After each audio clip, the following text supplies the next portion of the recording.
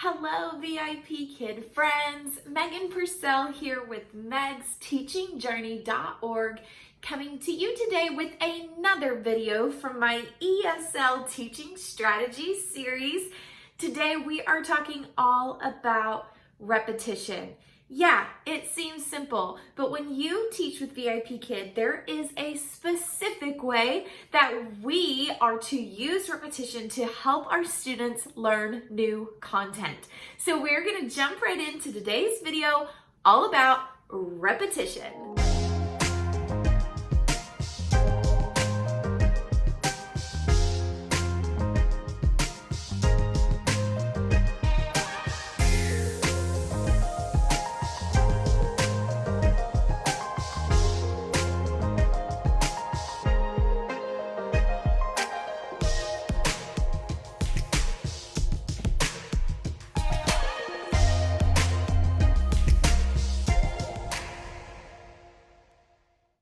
So it is really important to use repetition when we are teaching our students new material.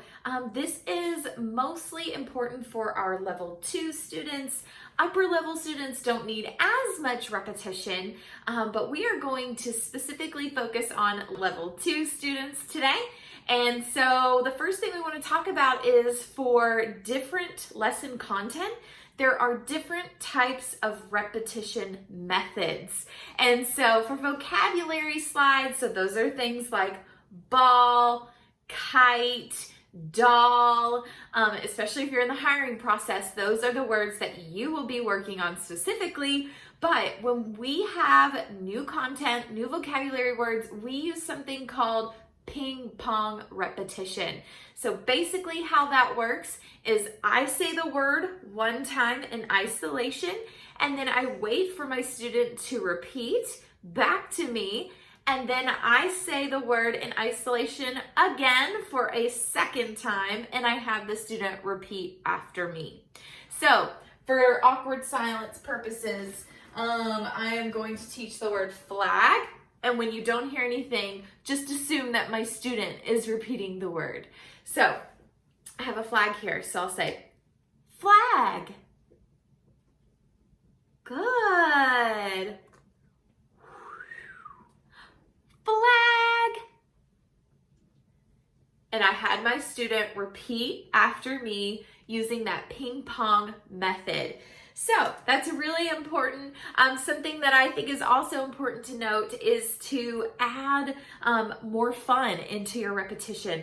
So especially if you're in that hiring process, this is going to get you some extra, I don't want to say points because that's not really the right term, but you get extra marks when you add content delivery to your methods of teaching.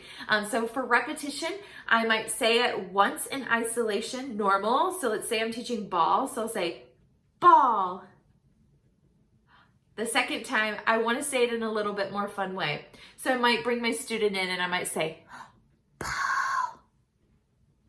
Or I might say ball. So I usually do it the first time completely normal just to make sure that they hear all the sounds. And then the second time I'll try to do it in a really fun way. It makes it super fun for your student and fun for you as well. And like I said, if you are working for your mock class right now, that is really going to help you in your mock class. So have fun with the content and teach it effectively. So now we are going to move on to, so that works for vocabulary slides and verb slides. So now we are going to take a look at sentence frames and sentence pattern slides. So there are a couple of different ways that you can do this. So I'm going to talk about two ways. So the first way is I like to model the sentence structures for my student using a puppet. And so you can use puppets, you can use cardboard or paper cutouts, and then I laminate them just to show like you are having a conversation. So let's say that I am teaching the sentence pattern, what does she throw? Okay, so I'm gonna ask Dino this question. What does she throw? She throws a ball. So I've modeled that sentence structure with my dino doll, but then I want to make sure that my student also understands the sentence as well. And so I'm going to say, she throws a ball. Get my student to repeat that sentence by itself, the answer, and then I'm going to ask my student, what does she throw? And get my student to use that response that I just taught them. Now, you can cut out the first part with me modeling with my dino doll. That is just something extra that I do. It helps my student to understand that I am teaching them a question answer response that I'm wanting to get from them. And so you can skip that entirely, and then you're just going to have them repeat the answer. So, new slide, this is the sentence frame. She throws a ball. Good. What does she throw? Yes. And so I modeled the answer, had them repeat the answer to me, and then I went back and I asked that question. So that is completely up to you. Both ways are perfectly acceptable, and don't be afraid to practice the sentence frame more than one time. It's completely okay, and especially if they didn't get it right. So you're gonna wanna repeat it a couple more times, and that is completely okay. But these are just some effective methods for teaching sentence frames. So now we are going to jump into phonics slides. So phonics slides are those ones where you have the phonemes and onsets. So you're gonna have your student repeat the phoneme at least 2 times, and then you are going to help your student blend the sounds together. So I always bring their attention to the phoneme, and I bring it in and I say, ip. Good. Ip. Yes. And then whenever I do blending, I don't repeat the sound more than one time. I just do it like this. I'll say t, ip, t, ip, tip. And that allows them to repeat after me and without doing everything twice. We don't use the ping pong method when we start blending, but we use that ping pong method when we were just introducing that phoneme. So that's a way to use repetition on phonics slides. And so it's also important to note that if you decide to extend within your lesson, and if you are preparing for a mock class, you do have to extend. And I have a video coming up that is going to talk all about extension.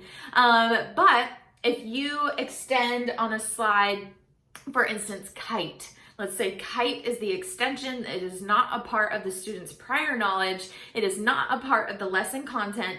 So then that is considered extension. So let's say there's a kite on that slide and I want to teach them that word kite. So I'm going to use that same method as if it is a part of the lesson objectives, and I want to use that ping pong repetition to teach them that vocabulary word. So I'm going to say, oh, kite.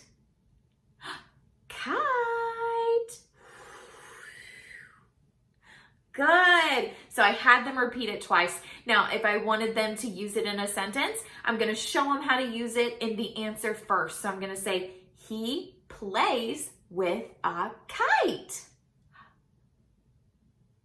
Good. Now I'm going to go back and I'm going to ask that question. What does he play with? Good. So I got them to answer using that sentence frame.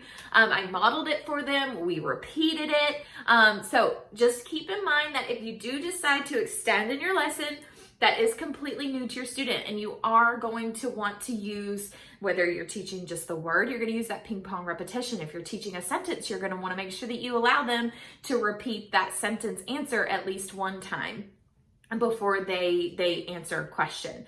That is pretty much all that I have on repetition. So again, this is particularly for level 2 students. And if you are currently in the application process, I think level 2 is going to be the only one that you can use for your certification for your mock class. So I know in the past they had level 2 and level 4. For future, they're just going to use level 2 for your mock classes. And then once you have passed your mock class, then you can go in and certify for those upper level courses. But as far as repetition for upper level, it is completely different. You don't have to do as much repetition. I just have for vocabulary, I have them repeat the word after me at least one time in isolation. And then they use it again by reading a text. And then I will try to get them to use it as many times as they can by asking them questions. And then as far as sentence frames, they're not really a part of upper level courses. There's a lot of questions that you will ask your student that you don't have to model the answer for them. It's completely different, but you'll learn all about that in your certification process if you decide to certify for upper level students. Okay, so that is pretty much all that I have on repetition. If you have any questions about today's video, please comment below. You can also send me an email. I would love to help you. And if you haven't already, I want you to subscribe to my channel. I would love to have you as a subscriber. I put out videos on a weekly basis, and so I would love to have you come back to my channel. So yeah, please reach out to me, like this video, comment on this video. I want to hear from you. And until next time, I'll see you soon. Bye.